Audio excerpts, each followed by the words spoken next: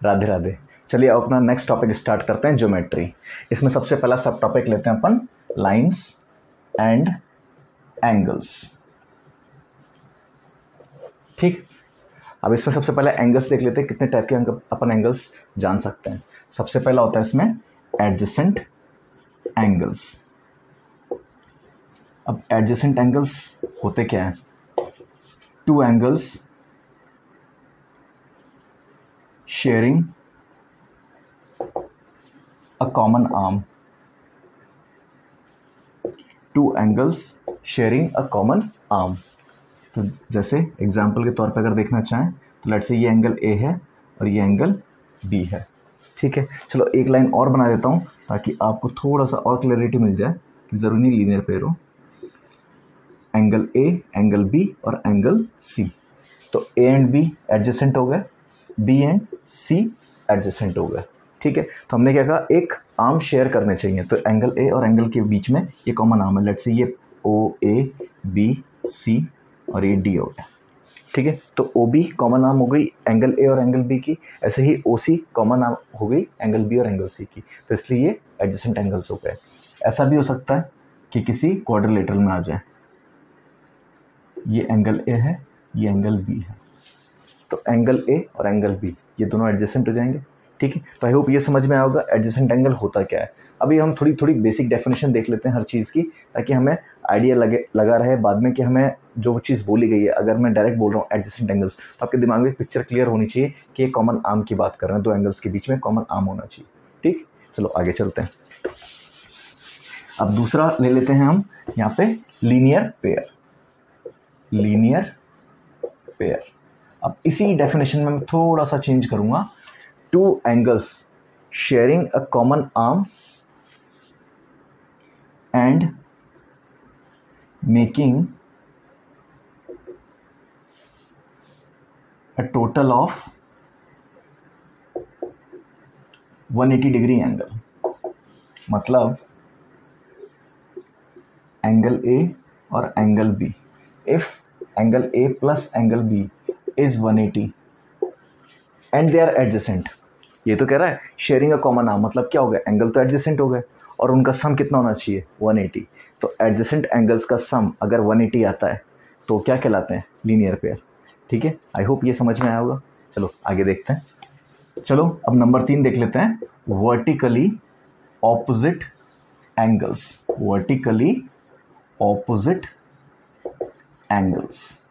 अब vertically opposite angles क्या हो गए, नाम से समझ में आ रहा होगा, वर्टिकली ऑपोजिट है। लेट्स से ये दो लाइंस हैं, ये मैंने बोल दिया ए बी और ये मैंने बोल दिया सी डी। तो लेट्स से ये एंगल अगर ए है तो इसके वर्टिकली ऑपोजिट एंगल क्या हो जाएगा, this one, and they are equal. Vertically opposite angles are equal. ठीक है, अगर इसको समझना चाहें तो देखो क्या होगा, अगर डेरिवेशन करना चाहें तो एंगल ए और एंगल बी ये दोनों क्या फॉर्म कर रहे हैं, एंगल ए और angle B linear pair form कर रहे हैं। मतलब angle A plus angle B क्या हो जाएगा, 180। यहाँ से देखें एक लाइन नहीं है और ये लीनियर पेयर फॉर्म कर रहा है, तो angle A plus angle B क्या हो जाएगा, 180। लेट्स से ये एंगल सी है, तो angle B plus angle C ये भी क्या हो जाएगा, 180, राइट। ये भी एक लाइन फॉर्म कर रहा है, लीनियर पेयर है। तो यहाँ से अगर कंपेयर करेंगे तो angle A equals to angle C आ गया। तो vertically opposite angles are equal. तो अगर ये एंगल ए है तो ये ए होगा, और अगर ये बी है तो ये एंगल बी होगा। ठीक है, आई होप ये समझ में आया कि वर्टिकली ऑपोजिट एंगल होते क्या हैं और वो इक्वल होते हैं। चलो आगे चलते हैं। चलिए अब नेक्स्ट देखते हैं, कॉम्प्लीमेंट्री एंगल। कॉम्प्लीमेंट्री एंगल्स, अब ये कौन से टाइप के एंगल्स होते हैं, if angle A plus angle B is equals to 90, then they are called complementary angles. Then A and B are complementary angles. ठीक, ये चीज समझ में। अगर दो एंगल्स का सम 90 है तो क्या हो गया, कॉम्प्लीमेंट्री। ऐसे ही एक और टर्म यूज करते हैं अपन, सप्लीमेंट्री एंगल्स। अभी हमने क्या देखा था कॉम्प्लीमेंट्री में, दोनों का सम क्या होना चाहिए 90। तो सप्लीमेंट्री में if angle A plus angle B is 180, angle A plus angle B is 180, then A and B are supplementary angles. ठीक, तो हमने 5 टाइप के एंगल्स देख लिए, adjacent angles, linear pair, vertically opposite angle, complementary angles and supplementary angles. Complementary कौन से हो गए जिनका सम 90 है, सप्लीमेंट्री कौन से हो गए जिनका सम 180 है। अब कहोगे सर लीनियर पेयर में तो सम 180 आ रहा है, हाँ सम 180 आ रहा है, पर इसमें हमने कॉमन आर्म की बात नहीं करी है। लीनियर पेयर के लिए ज़रूरी होना चाहिए कि दोनों एंगल्स क्या हों एडजेसेंट, सप्लीमेंट्री के लिए एडजेसेंट होना ज़रूरी नहीं है। तो अगर अपन ये देखें कि every linear pair is supplementary right, but every supplementary is not linear pair, तो इस चीज़ का ध्यान रखना। ठीक है, चलो आगे चलते हैं। अब देखो अभी तक तो अपन ने एंगल्स की बात करी, अब हम लाइंस की बात करते हैं। तो बेसिकली लाइन होती क्या है, set of points is called a line, और लाइन नेवर एंडिंग होती है, मतलब इन्फिनिटी तक जाती है। अगर अपन देखें सेट ऑफ पॉइंट्स, अगर एक स्ट्रेच करना चाहें तो इन्फिनिट तक जाएगा, उस लाइन में बहुत सारे पॉइंट्स आ जाएंगे, तो हर पॉइंट पे कुछ ना कुछ वैल्यू होगी। अगर हम एक्स वाई कोऑर्डिनेट देखें, ठीक है, अगर कार्टेशियन प्लेन में हम इसको प्लॉट करें एक लाइन को, तो बहुत सारे पॉइंट्स के थ्रू बन जाएगी ये लाइन। ठीक, तो लाइन होती है नेवर एंडिंग, ये हो गई लाइन। फिर आती है अपनी रे, लेट्स से पॉइंट ओ है और ये ए तक एक्सटेंड ये जा रहा है, तो जो रे होती है उसका एक स्टार्टिंग पॉइंट होता है पर उसका कोई एंडिंग पॉइंट नहीं होता। ठीक, ये हो गई अपनी रे। और अगर हम बात करें लाइन सेगमेंट की, तो मतलब इसका पार्ट, तो इसके 2 एंड पॉइंट्स होंगे, लाइन सेगमेंट,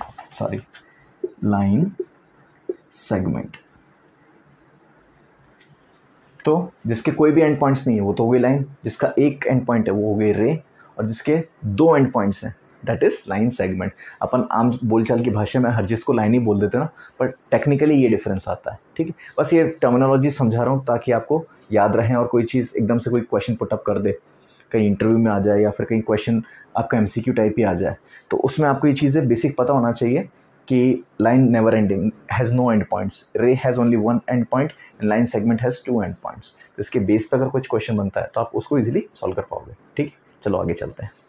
अब देखिए, अभी तो अपन ने देखा था कि लाइन रे और लाइन सेगमेंट होता क्या है। अब देख लेते हैं लाइन कितने तरह से आ सकती है एक प्लेन में।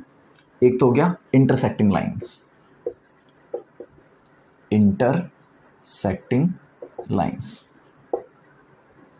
मतलब 2 लाइंस, लेट्स से ये लाइन मैं L बोल देता हूँ, ये लाइन M बोल देता हूँ, तो एक यूनिक पॉइंट पे इंटरसेक्ट करेंगी, तो वो गई इंटरसेक्टिंग लाइंस।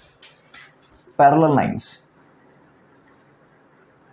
लाइंस क्या हो गई, लेट्स से ये एक लाइन है और ये एक लाइन है, वही L और M ले लेते हैं, ये दोनों इन्फिनिटी तक किसी भी पॉइंट पे ना मिले, तो ऐसा तभी पॉसिबल है जब ये दोनों लाइंस पैरेलल हो। तो पैरेलल लाइंस कभी भी एक दूसरे से इंटरसेक्ट नहीं करेंगी। इंटरसेक्टिंग लाइन एक दूसरे पे सिर्फ एक पॉइंट पे इंटरसेक्ट करेंगी। फिर आता है कोइंसिडेंट लाइन, मतलब एक लाइन के ऊपर दूसरी लाइन आ गई,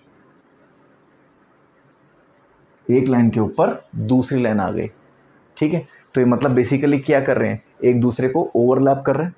ठीक है, एक दूसरे के ऊपर ऐसे एक के ऊपर एक चीज़ रख दो तो ओवरलैप हो जाती है, वैसे ही 2 लाइंस जो एक दूसरे के ऊपर ओवरलैप है उन्हें क्या कहते हैं, कोइंसिडेंट लाइंस। ठीक, अब इनके नंबर ऑफ सॉल्यूशंस वो सब अपन बाद में देखेंगे। ठीक है, जब हम लीनियर इक्वेशन पढ़ेंगे उसमें हम ये देखेंगे कि ये चीज़ें क्या डिफाइन कर रही हैं, क्या बताती हैं। मैं अभी बस बेसिक आइडिया दे रहा हूँ कि लाइंस कितने टाइप के हो सकती हैं। पेयर ऑफ लाइंस, इंटरसेक्टिंग हो गया, पैरेलल हो गया और कोइंसिडेंट हो गया। ठीक है, अब आगे चलते हैं थोड़ा। अब एक स्पेशल टाइप की लाइन होती है ट्रांसवर्सल लाइन। अब ये होती क्या है, लेट्स से 2 लाइंस ये दो लाइन्स आ गई और ये तीसरी लाइन आ गई। अ लाइन विच intersects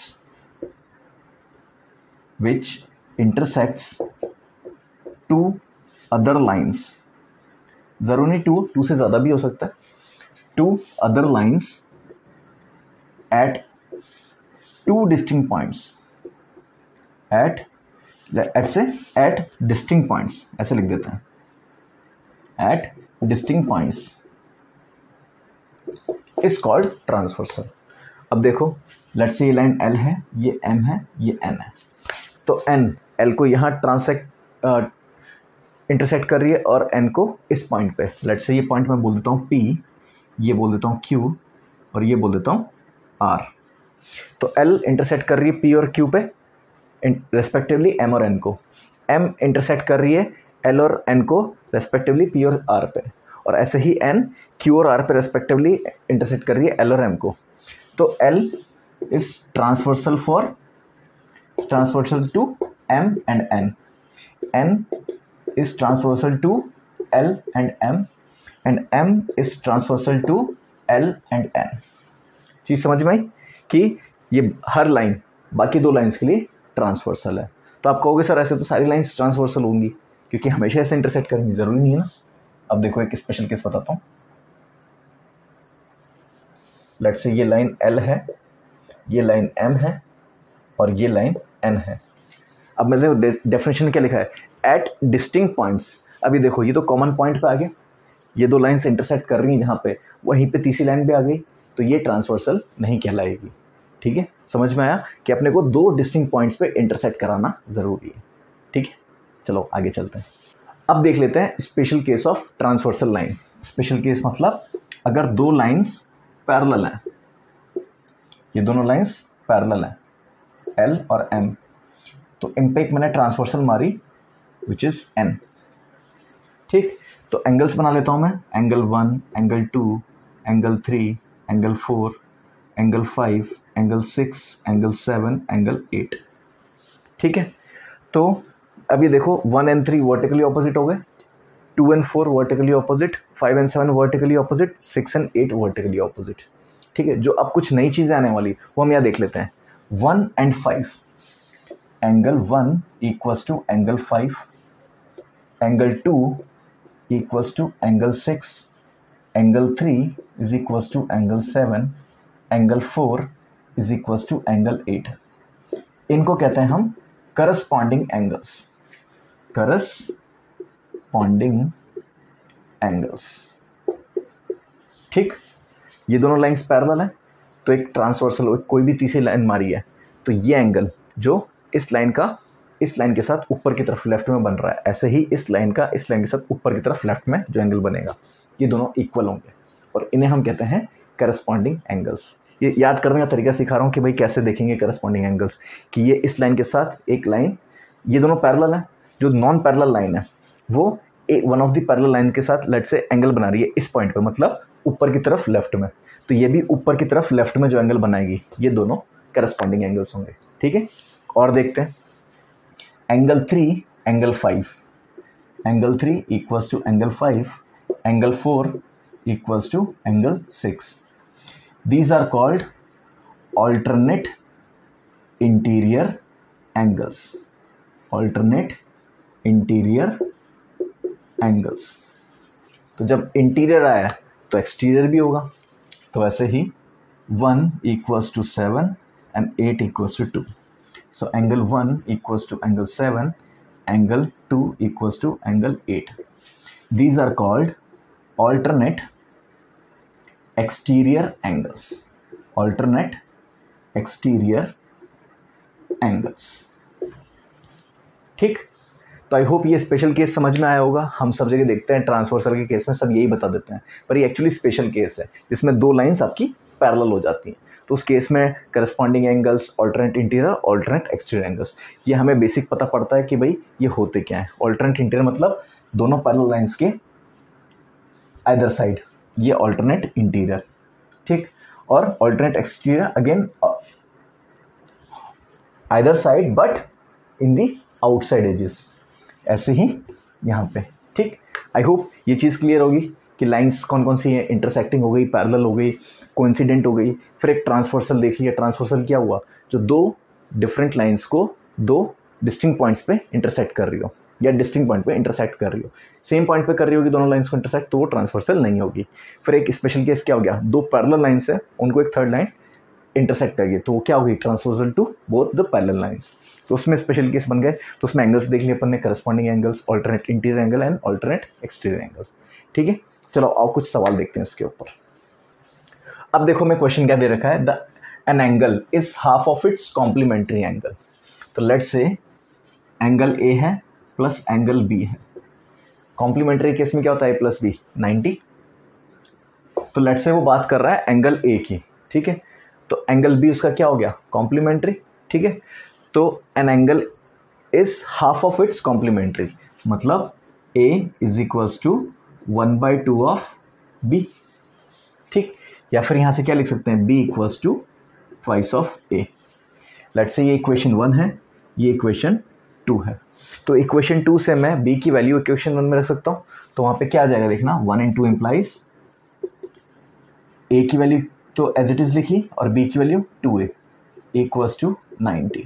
तो 3a equals to a plus 2a कितना हो गया, 3a इक्वल्स टू 90। तो यहाँ से a कितना आ गया अपना 30 डिग्री। जब a 30 आ गया तो b क्या है, twice of 30 which is 60 degrees. तो एंगल्स अपने क्या हो गए, 30 एंड 60। बहुत इजी था। देखो इसमें क्या किया अपन ने, जो कॉम्प्लीमेंट्री है उसका रिलेशन अपने को पता है, a plus B equals to 90। उसने बोला angle A is half of angle B, एक angle half of its complementary, तो ए का कॉम्प्लीमेंट्री बी है तो A is half of B. बस वहाँ से इक्वेशन सॉल्व करी, ए और बी की वैल्यू निकाल ली। ठीक है, चलो एक सवाल और करते हैं। ओके, अब देखो हमें क्वेश्चन कह दिया है N angle is twice of its supplementary angle. तो लेट्स से एंगल ए और एंगल बी दो एंगल्स हैं, तो उनका सप्लीमेंट्री क्या होगा, a plus B equals to 180।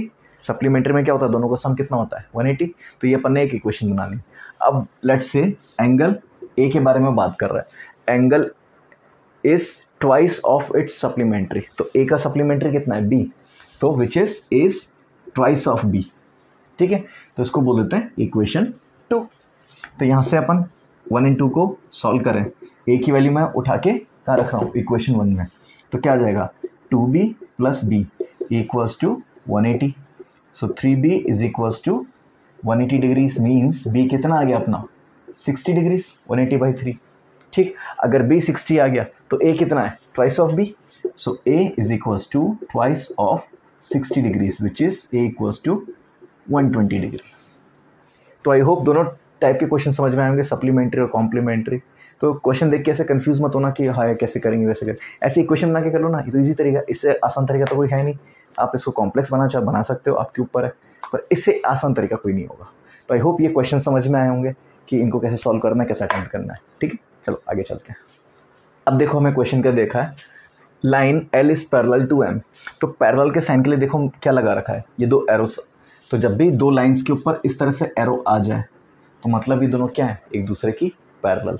ठीक है, तो अगर क्वेश्चन में बोला भी नहीं है ना, तो अगर ये एरो हेड बना हुआ है तो अपने आप अज्यूम कर लेना कि भाई लाइंस पैरेलल है। ठीक है, एंड हमें x निकालने को बोला है। x कौन सा है, ये वाला एंगल, ये कितना है 135। तो ठीक है, ये एंगल इसको थोड़ा एक्सटेंड कर दूं मैं, तो ये एंगल क्या हो जाएगा, ऑल्टरनेट इंटीरियर एंगल।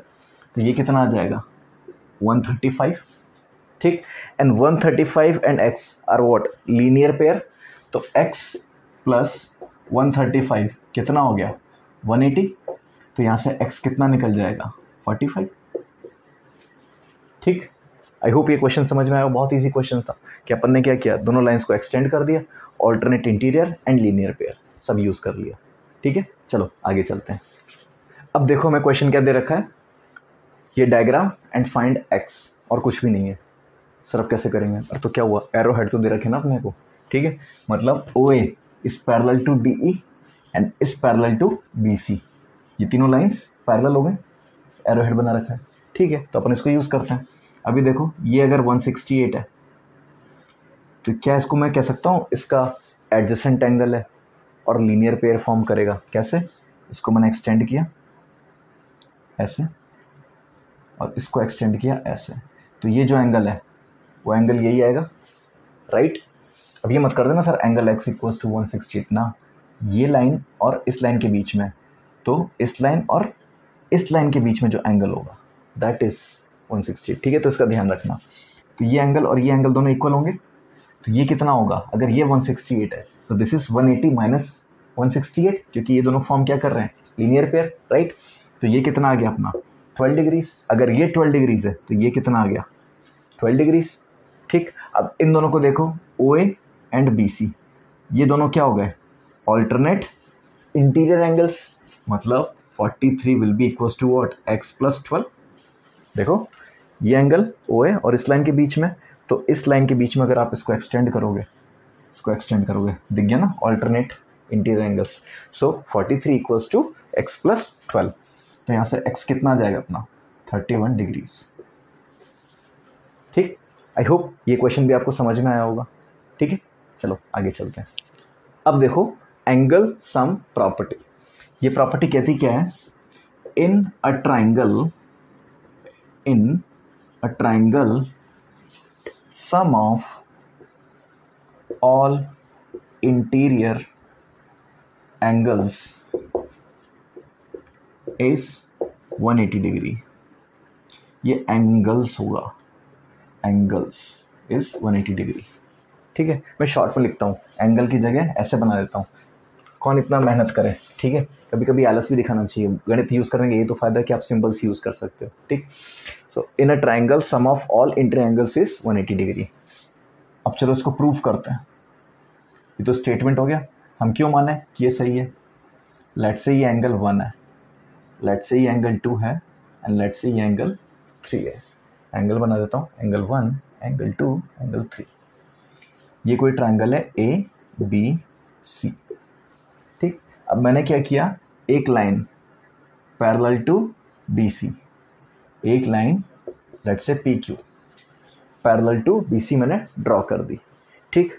तो ये एंगल 3, इसको थोड़ा एक्सटेंड करूँ तो ये एंगल ऑल्टरनेट इंटीरियर बन जाएगा, राइट। तो ये भी क्या हो गया, अगर ये 3 है तो ये भी एंगल 3 आ गया। ऐसे ही इधर देखूँ, ये एंगल 2 है तो ये वाला एंगल भी क्या होगा 2, ये भी तो क्या ऑल्टरनेट इंटीरियर एंगल ही है, ठीक। तो अब ये देखो, ये पूरी एक लाइन ही तो है 180 डिग्री वाली, तो ये क्या फॉर्म करेगा, इन तीनों का sum, angle 1 plus angle 2 plus angle 3 कितना हो गया 180 डिग्री। ये बेसिकली क्या कर रहा है फॉर्म, अगर हम ऐसे कहें 1 and 2 का सम, सिर्फ 1 and 2 मतलब ये दो part, and 3 are linear pair, तो 1 and 2 plus 3 should be 180 degree, ऐसे समझ लो। चाहे तो ये समझ लो कि एंगल इन 180, तो उनका सबका सम कितना होना चाहिए। अब 10 एंगल आ जाए 1 to 10 का सम, और एंगल का सम आएगा ही कितना 180, क्योंकि आपने एक सेमी सर्कल प्लॉट किया या फिर एक स्ट्रेट लाइन है, तो स्ट्रेट लाइन पे एंगल कितना बनेगा 180, ठीक है। तो आई होप ये समझ में आएगा एक्सप्लेनेशन कि एंगल सम प्रॉपर्टी क्या है। मैं एक बार दोबारा से डिक्टेट कर देता हूँ, sum of all interior angles in of a triangle is 180 degree, ठीक। आई होप ये टॉपिक क्लियर होगा। चलो आगे चलते हैं। चलो अब देखते हैं एक्सटीरियर एंगल प्रॉपर्टी, ये कहती क्या है। Exterior angle of a triangle, exterior angle of a triangle is equal to the sum of two opposite interior angles, two opposite interior angles। Sir पता नहीं क्या लिख दिया, कोई बात नहीं, अभी डायग्राम से देख लेते हैं, ऐसा भी क्या कंफ्यूजन क्रिएट करना है, ठीक। लेट्स से ये एंगल 1 है, ये एंगल 2 है, ये एंगल 3 है, ठीक। तो मैंने क्या किया, इसको एक्सटेंड किया, इस लाइन को एक्सटेंड किया और यहाँ पे बना दिया एक एक्सटीरियर एंगल 3। अब देखो मैंने कैसे किया, लेट्स से ये ट्राइंगल ABC है, ठीक। तो मैंने AC को एक्सटेंड किया, तो अब मैं BC को एक्सटेंड करूँगा, तो ये मेरा दूसरा एक्सटीरियर एंगल बनेगा 2 पे। फिर मैं BA को एक्सटेंड करूँगा ऐसे आके, देखो क्लॉकवाइज चला ना अपना, तो ये एंगल फर्स्ट पे एक्सटीरियर बनेगा। तो क्या कह रहा है, exterior angle is sum of two opposite interior angles. तो E3 इसके ऑपोजिट इंटीरियर कौन से हो गया, 1 and 2। तो E3 को मैं क्या लिख सकता हूँ, एंगल 1 प्लस एंगल 2। ठीक, फिर अगर मैं E2 की बात करूँ, E2 किस पे, 2 पे, तो ऑपोजिट क्या होगा इसके, 1 and 3। So E2 is equals to angle 1 plus angle 3। ऐसे ही E1 की बात करूँ तो E1 क्या हो गया, एंगल 2 प्लस एंगल 3। ठीक, E1 is equals to angle 2 plus angle 3। ठीक है, अब इसको समझना चाहें ये आया कैसे, एंगल 3 प्लस एंगल E3, इन दोनों का सम कितना होगा, 180। ये क्या है, एक लाइन ही तो है, लीनियर पेयर ही तो नहीं दोनों। ठीक है, लीनियर पेयर का सम कितना होता है, 180। तो अगर मैं 180 की बात करूं तो एंगल सम प्रॉपर्टी में हमने क्या देखा था, sum of all interior angles is 180। तो इसको सॉल्व कर लेते हैं, angle 3 plus angle E3 equals to sum of all interior angles.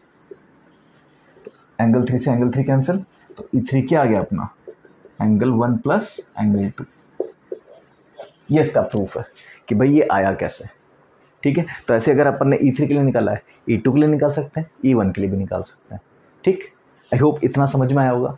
ठीक, अब इधर देखें तो अगर मैं इन तीनों को ऐड कर दूं तो क्या आएगा इधर लेफ्ट साइड में, E1 plus E2 plus E3।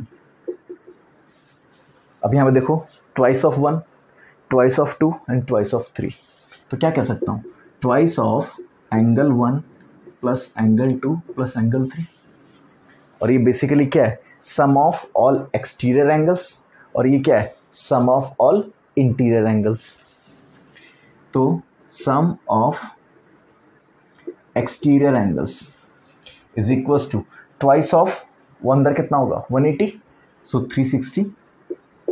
तो ये अपना आ गया सम ऑफ ऑल एक्सटीरियर एंगल्स 360। और ये सभी पॉलीगन्स के लिए ट्रू है।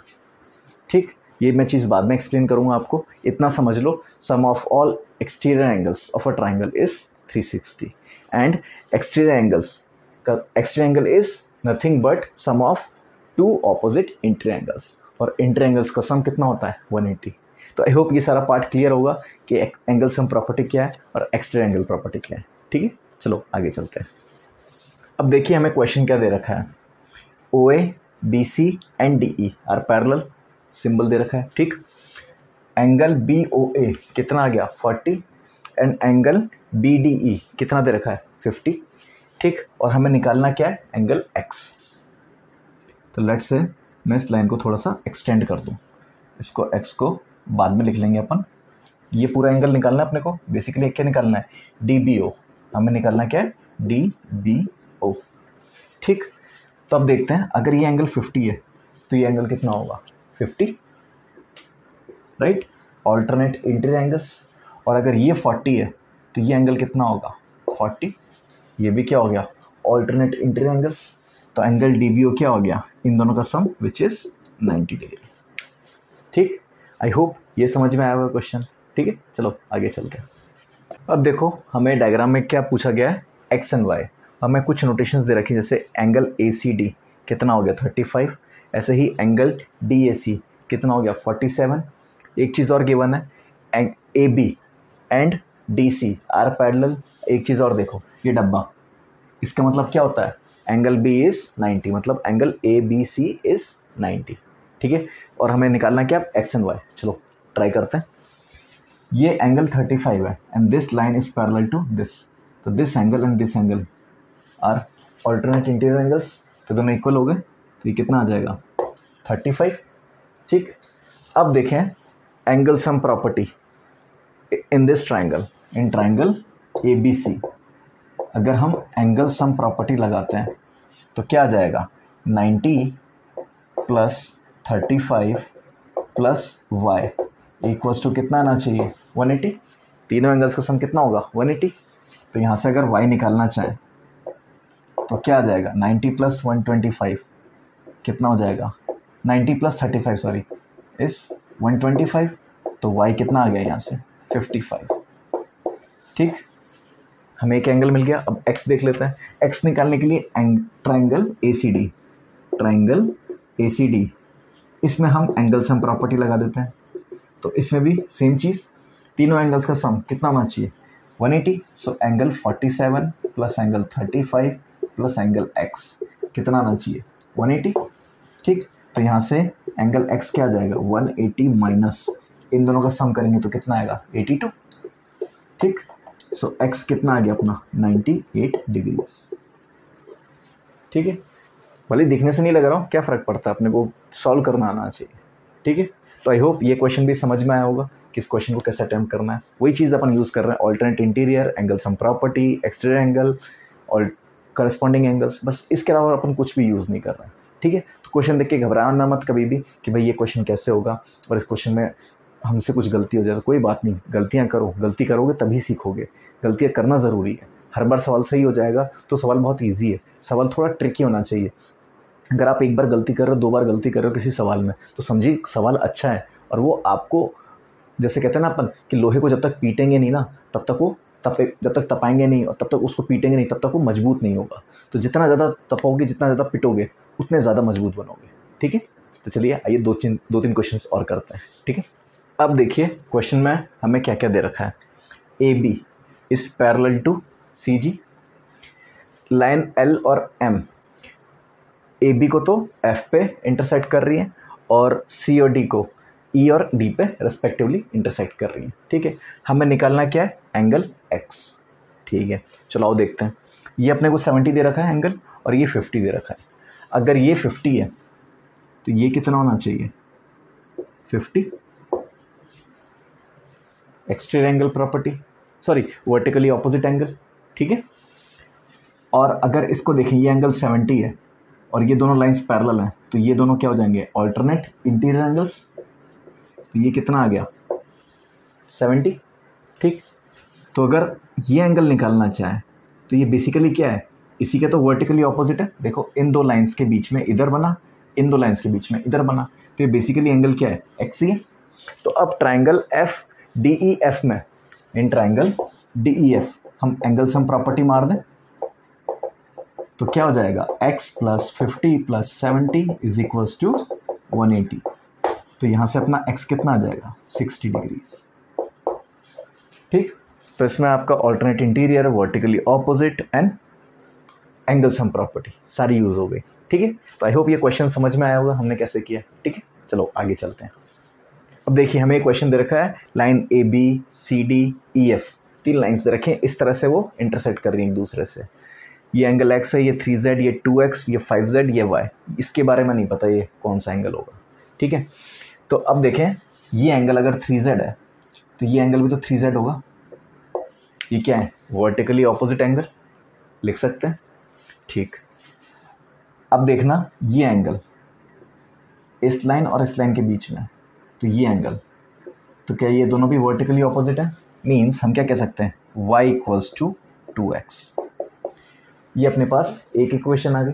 ठीक है, अब देखना ये एंगल और ये एंगल, क्या ये भी वर्टिकली ऑपोजिट है। देखो किसके बीच में, इस लाइन और इस लाइन के बीच में, ये भी इस लाइन और इस लाइन के बीच में।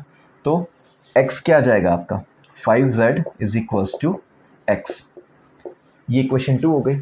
अब अगर इससे सिंप्लीफाई करना चाहें y इक्वल्स टू अगर 2x है तो x कितना है in terms of z 5z into 2, तो मतलब क्या हो गया y equals to 2x equals to 10z।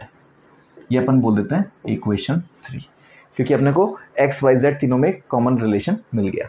ठीक है, चलो आगे देखते हैं। अब ये तो 3 वेरिएबल हैं, अपन सॉल्व कैसे करें। तो अब देखो यहाँ पे ये एक लीनियर पेयर, ये क्या है एंगल इन स्ट्रेट लाइन, कितना होगा सम 180। तो 2x plus x plus 3z कितना होना चाहिए 180, राइट। और हमें पता है x कितना होता है 5z, रख देते तो यहाँ से हमें z मिल जाएगा। ठीक, तो x क्या होता है 5z, so 2 into 5z plus 5z plus 3z is equals to 180। तो यहाँ से कितना हो गया 10z plus 8z equals to 180। तो 10 प्लस 8 कितना हो गया 18, 18z इज इक्वल्स टू 180, तो यहाँ से z कितना आ गया 10 डिग्रीज। ठीक, अगर z 10 है तो यहाँ से x कितना आ जाएगा, x equals to 5 into 10 which is 50 degrees. ठीक, और अगर x 50 है तो y यहाँ से कितना आ जाएगा, twice of this, so y equals to twice of 50 which is 100। ठीक है, अब आप कहोगे सर ये लाइन तो स्ट्रेट से अपन सीधा 90 ले लेते हैं, गिवन है क्या, गिवन नहीं है ना, तो x 90 नहीं होगा। ठीक है, जब तक चीज़ गिवन नहीं है तब तक अज्यूम नहीं करनी है। अज्यूम जो मैंने बोला था कि भाई अगर एरो गिवन है, दो लाइन्स ऐसे गिवन है और ये एरो है, तो ये ऑलरेडी गिवन है, वो लिख नहीं रहा है बस स्टेटमेंट में, बट मैथमेटिकली वो एक्सप्रेस कर रहा है these two lines are parallel. तो ये मत सोचना कि भाई लिखा हुआ नहीं है तो इसको लेंगे नहीं पैरेलल, ये तो लेंगे, लेकिन अगर मेरे को यहाँ पे इस तरह का डब्बा नहीं बना रखा ना तो 90 एज्यूम नहीं करना है, भले ही हमें परपेंडिकुलर दिख रही हो तब भी नहीं करना है। ठीक है, क्योंकि हमें गिवन नहीं है। और देखो x निकल के भी कितना आया 50, 90 तो नहीं आया ना, तो मतलब हमारी अजम्पशन ही गलत हो जाती। ठीक है, तो हमें जो गिवन है सिर्फ उसी को लेके चलना है, अपनी तरफ से कुछ एक्स्ट्रा इनपुट नहीं देना है, कुछ अज्यूम नहीं करना है। अज्यूम गलत सीधा मान लो ना, x मैं मान लेता हूँ आज 40 ही होगा, बस मैं कह रहा हूँ तो होगा, और y मैं कह रहा हूँ 10 ही होगा आज, कल हो जाएगा भले 50 या 100, पर आज 10 ही होगा। ठीक है, तो ऐसी चीज़ें नहीं बोलनी है अपने को जिससे बिना काम कंट्रोवर्सी क्रिएट हो। ठीक है, तो आई होप ये क्वेश्चन आपको क्लियर होगा कि इसको किस तरह से सॉल्व किया अपन ने। ठीक है, चलो आगे चलते हैं।